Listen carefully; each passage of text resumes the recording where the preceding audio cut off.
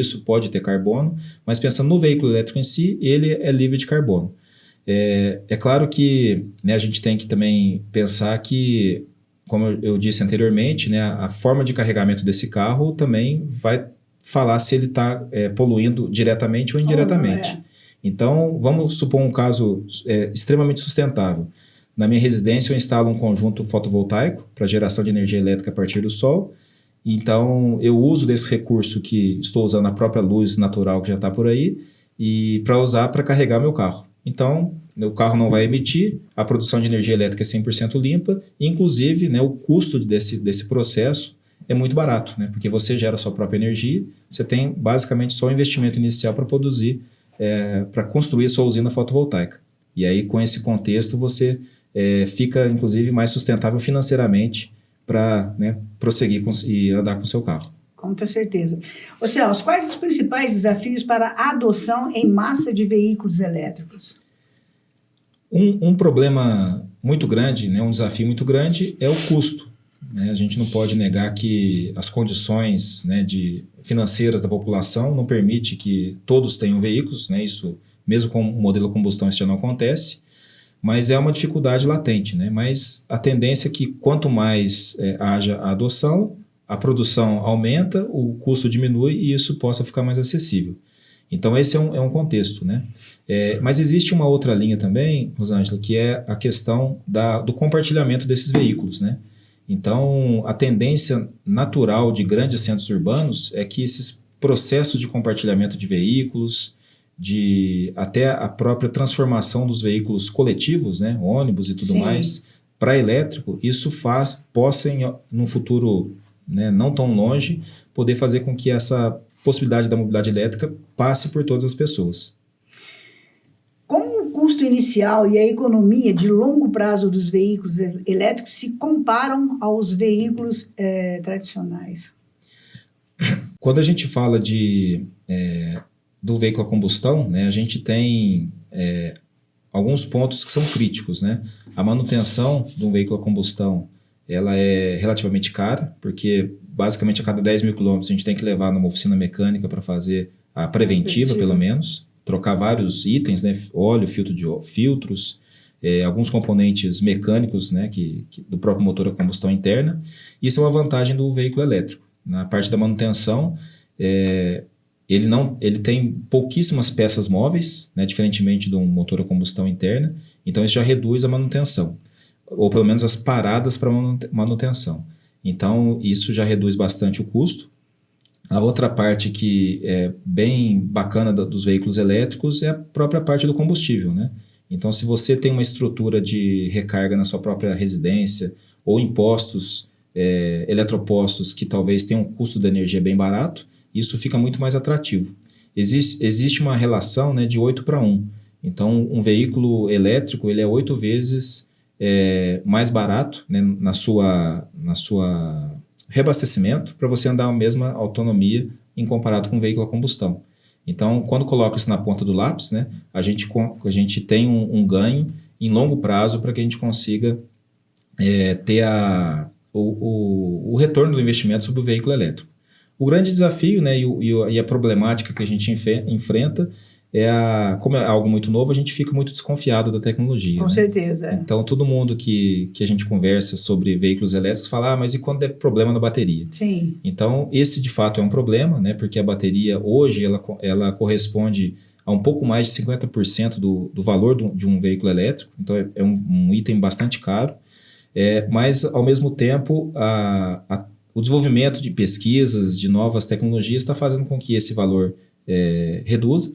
Então, daqui a 8 anos, por exemplo, que é mais ou menos a garantia média que as concessionárias, as montadoras dão das suas baterias, vai ter um custo de reposição desses itens mais barato. E, além disso, está se desenvolvendo cada vez mais procedimentos para manutenção das próprias baterias. Você fazer um trabalho dentro dela para trocar algumas células, alguns módulos e fazer com que ela tenha uma vida útil maior ainda. Com certeza. Eu vou entrar agora numa pergunta que eu tenho certeza que quem está nos assistindo está interessado em saber.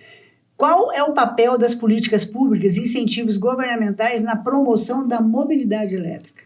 É o papel principal, né, a gente diria. Hoje no Brasil, a gente está iniciando, né, inclusive iniciou nesse mês de julho, a taxação, né, de veículos importados eletrificados, né? Esse é um problema, ou, né, depende da ótica, né, uma solução que os governos estão adotando para frear o desenvolvimento tão forte que está o lado oriental, né, em termos dessa tecnologia. Hoje, sem dúvida nenhuma, a China, né, com as suas montadoras, é líder absoluto de venda de veículos elétricos no mundo. Então, por exemplo, os Estados Unidos, né, está fazendo um processo de taxação maior desses veículos. O próprio governo do Brasil, né, tem uma escala de impostos que serão cobrados sobre esses veículos.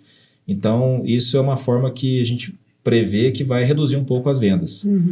No entanto, e o objetivo disso, é claro, é fomentar a indústria nacional, né? Então, é um desafio muito grande, mas vários países, né, passaram nessa última década fazendo muitos subsídios para esse setor, inclusive a própria China, né?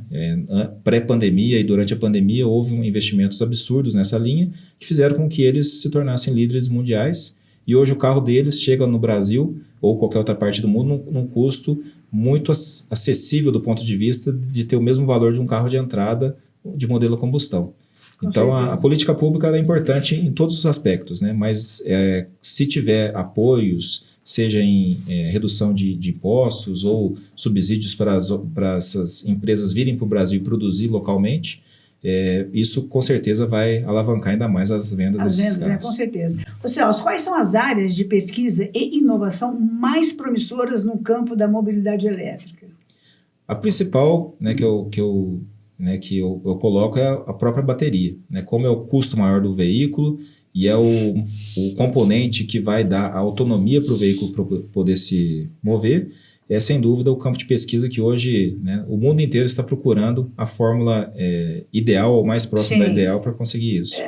Mas como é uma tecnologia nova, e isso muda inclusive o contexto de utilização do usuário com o carro, vários aspectos não tão técnicos talvez também sejam passíveis de ser estudados. Então, por exemplo, o comportamento do usuário dentro de um veículo elétrico, né, a relação dele com o carro, com o sistema de abastecimento que ainda é precário, isso também tem muitos estudos e muitas pesquisas para facilitar a vida de quem tem um veículo elétrico e, claro, né, contribuir para a mobilidade elétrica ser mais, avançar, né, a sua trajetória dentro de todos os países.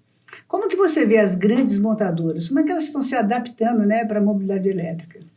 Esse também é um ponto muito interessante, porque hoje quando a gente fala de veículos elétricos, se a gente pegar o ranking das maiores montadoras, nenhuma é das tradicionais que a gente conhece. Não, né? Então, Volkswagen, Ford, GM, elas estão lá embaixo na sua linha do ranking, né? A gente tem Tesla, GWM, BYD, Geely, são marcas chinesas e, claro, americanas aí, que dominam esse mercado.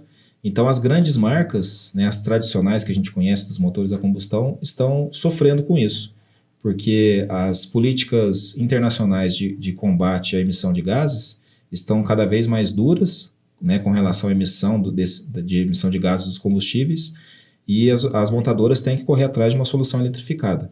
Muita coisa que a gente vê, elas estão fazendo parcerias, né, estão fazendo contratos com empresas geralmente chinesas para adquirir tecnologia e poder embarcar essa tecnologia nos seus veículos.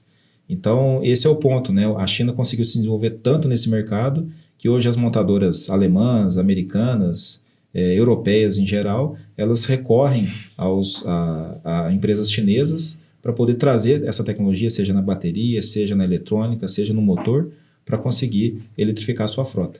Então, é um desafio muito grande, né, mas elas estão fazendo isso, né? Como elas não fizeram o dever de casa ao longo da história, elas estão agora fazendo esse papel de se ajuntar com quem entende do assunto para conseguir sobreviver no mercado.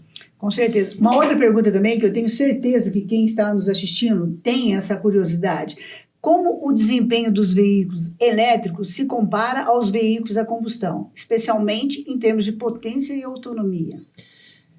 Dirigir um carro elétrico é uma experiência. Hoje a gente fala muito que a gente vive de experiências e essa é uma experiência que eu acho que todo mundo deveria, né, sentir. Um carro elétrico, ele tem pelo fato do motor elétrico ter essa característica, o torque dele é instantâneo, que a gente fala, né? Então, quando você